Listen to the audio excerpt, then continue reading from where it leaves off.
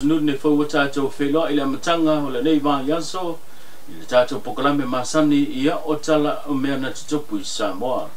E mo matu i tatou tala e le o talia e le taitai o le itua ngai o ia fo le taitai le vang fau fai pui pui le ia tau tangata le whionga tu le epa sai le maria le ngoi tūlanga suinga e pe ona whaatula i mai. I lona lava fina ngalo i le tau i le tūlanga o lo o iai ia le aveo disi avea mataitai fono o ofisa po fono whaavai o i tū malo te tasi. E ui ele i whaalau i lo mai, e le whainga malo o lo tū le foe, whaatotoe le atua sa mau tasi ia suwinga e pe ona lātou whaailu e le teime o sola, pete iane, e le talitonunga o le fionga tu le epa, o le lava ua tangia mai suwinga, mai ele o talia i lono fina ngalo, e pe ona ia sau no e le pokalame malvisenga tu stala le whaunga le vaiaso, o se whapoponga le nei o le nei tala. E le o kometi le te whono o le whepule. O le ataru sangatu, o na la fole i le malo. La tau te whili tangata e tali tonu iai. Tangata a mia tonu, o le whapoponga le la whalongonga le tai o nei.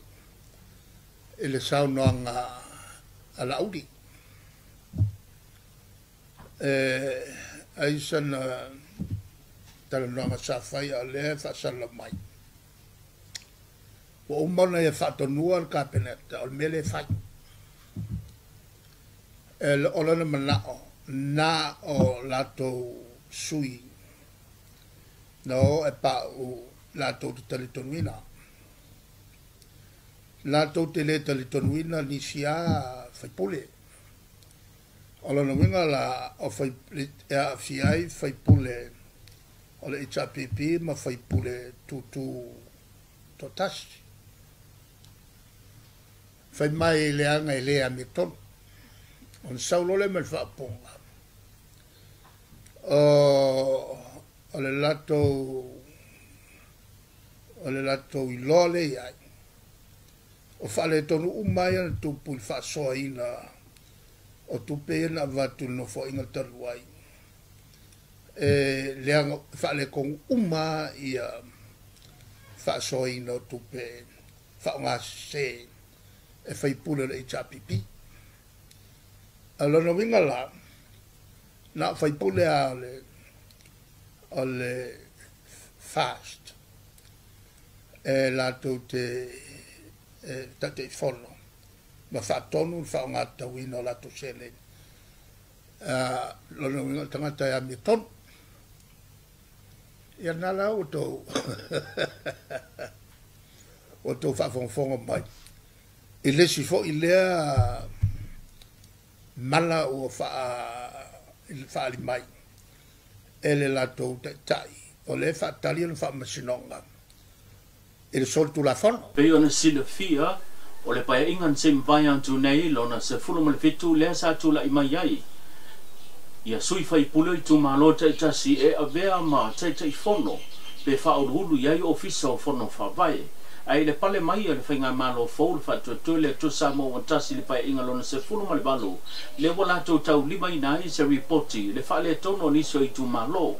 Ma se lava i niso i tu malo pe ona whailoa le fionga le taitai o le atunuu le fionga le ri pa le bia le sunga la ule mane tole o te polata i vau forces me le na ia ta ua i se teimi o sola ta ua matamtanga mai o le tula i mai ma le ulu fale mai o le whainga malo le fast le fale tonu leo niso i tu malo e mai se lava i tu malo o lo te ita ia e sui fai pule o le vangu fai poi puia la ia tau tangata o i le ua manatu ai ia le fionga i le te ita ia le malo pa pe fo le whainga fai o lo tu le foe e le ame o tonu ma ele o sa o ma muli ta ia tu lango ta iala e pe ona fa ta tia iala fua mo le poloketi o le mafu anga le o manatu le fainga malo e a ona fa yesa swinga ina ia so longa le poloketi safi na uma fa tu mawina mai ele vai ngo fa fai le watu nei le foio Samoa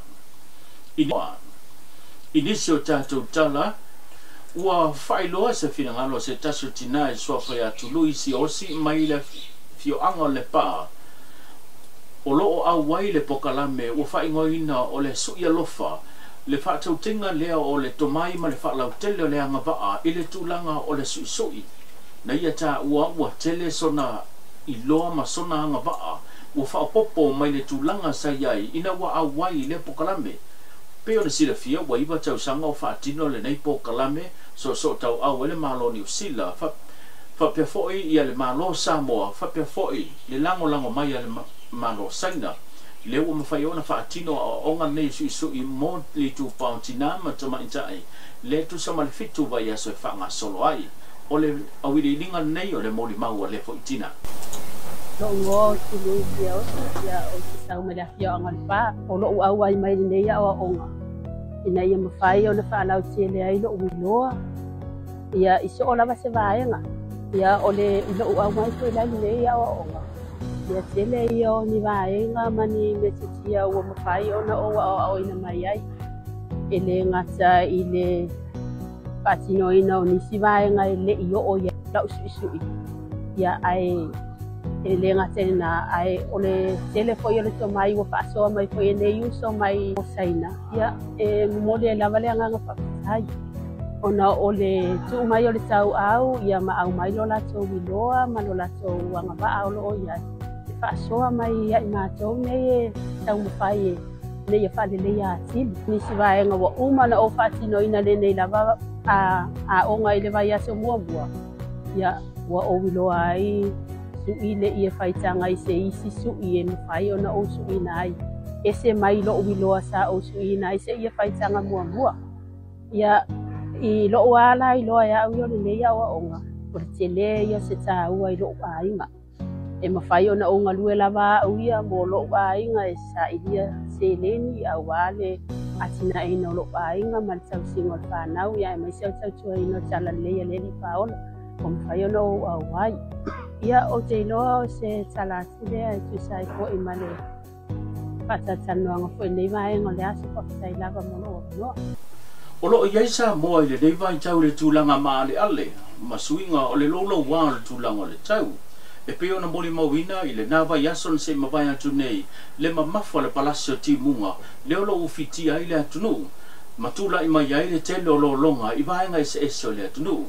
Na moli mawina fo i le tae ao le amatango le nei vai yaso le tūlanga maa loso le vai tafe lena le mawhaiona sopo ia. Ia le anga i mai o le tuma lo fale a lili e peo na iei le vai tafe o lo e moli mawina i le fio ango sa talo i fale a lili. O le tūlanga mafa leo timunga, leo lo whape nao nau fiti ai lo tātou tunu. Mai le neiva yaso ma le amatanga le neiva yaso o tuina mai e fo isa whamtalanga, mai le official wa ai tau. Leo lo tuina mai e whautuanga, o lo whaama lo sia, la patainga mo timunga mamafa, whapea whautuanga mo lo longa, whaama lo sia lea fo i o whautuanga mo o ngā sami.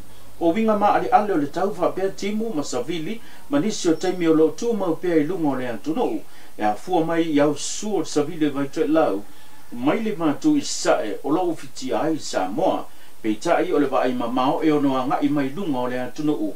Whetai a inga o savili ma timunga o le Pasifika i saute, i se taimi o le tae ao mai o le a wha moe moe, e wha atupula i ai timunga mamafa i nisi o taimi. O wila ma whaititili whapea savili, e whaatau tau i teimi o timunga ai. O nei winga lolo wā o le tau, o lo tā ua e ono wha wau o nā a fia i le atunu i le poa nā nei, wha solo atu i le aso a tai au, ma o le a wha malo sia i pēla pita inga, mō timunga mamafa, wha pēa whautuanga, mō lo longa malau whanua o le atunu. O le tua lalo le tātou pokalame, a ngā i mātua ma so se tasi o le atunu o lo māua mai le tātou pokalame, ina ia tau tua nā le sanga le mū, ai mai se ia sila toto al tūlanga o whanau mai lea ngā ia tui whafo alo wape nao na mamafa ia tūlanga o timunga ma alo o tui na mai fo i wha malo singa ma whi au whau tuanga mo le pui puinga mai lea a fia i vai tafe ma lo longa e pei ona a fia ilo tātou atono.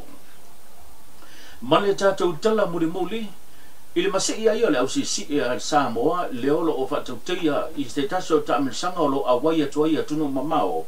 O lewa mori mawina le si tia maa wa lunga, o tau mawhainga alo mawhanau a Samoa, o lo o tau aveina le tanga vai o le atunou. O le tamaita ia se ine Star Wars lewa ia whatuina matati e tolu, mai le au panga o le fitu suma le fitu kilo kalama leo lo tau va ai leo wa ia si i le mawalunga se lau tolu se fulu fitu le mawalunga lana si mai le se lau tolu suma le tolu leo lo fa mawina ai se matatia leo wa ia ausia e fa pe fo i le rio i meno ul masao leo lo tau va i le aupanga o le fitu suma le fa kilo kalama le fo i wa fa mawina lona fa tuina le matati a e tu sama le salau fa suma lua kilo kalama le mawalunga o lana si e fa pe foi le sunga ya John Taffy o ia fa tuina fo ni matati e lua i la upanga le fit suma tasi kilo kalama lo tau vai le wa ya usia le matati a salau fitus fulu kilo kalama e fa pe foi i se tasi os toi utai o le ausi si ia le tunu o le sunga sa nele mao o rui ia fa tuina foi nisio matati e tele i le tau banga o lo tau sini o ai se mai moa mai i le tūlanga o lo iai ta mawhainga halo ma whanau o lo tātou no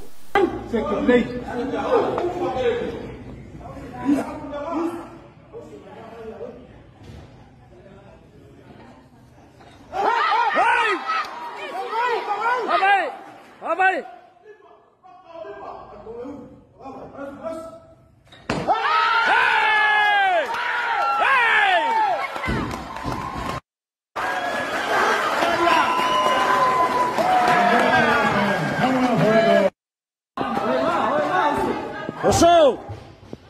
Umay lunga!